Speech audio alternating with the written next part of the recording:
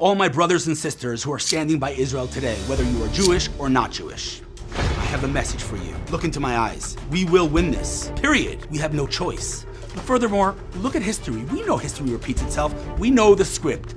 They attack us. They hit us where it hurts. We bleed. We attack back. We win, and we celebrate. Now, I know that's hard to imagine now, celebration, but really, think about every holiday the Jewish people celebrate. It's all the same. They came after us, and they lost, and we celebrate. That's what's going to happen here, along with the mourning and the pain that we've endured. I'm not belittling that, but you have to understand this has a good ending. We will win this. The unity in the Jewish nation right now is unprecedented. The amount of support, whether it's financial, emotional, or other, has never been seen in this world. This is our strength. How do I know? From the very first second that we became a nation. The Torah describes us at Mount Sinai, receiving the Bible. And it says we stood there by the mountain like one man with one heart, unified. Right now, we are unified. We are in this together. We are stronger than ever before. And you know what? The enemy knows it.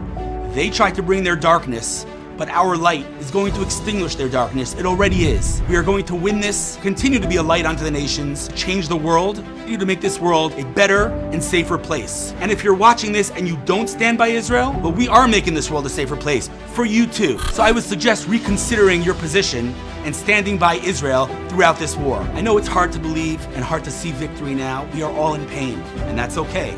It's okay to not be okay. But the reality is, this will end, Hamas will be no more, and the status quo that we've had will be over. There is a new world order, and this war is only the beginning of it. But I can guarantee you, because I know history, and because God is on our side, and because the IDF is by far the strongest and the most uniquely unified, unbelievable army the world has ever known, we are going to win this.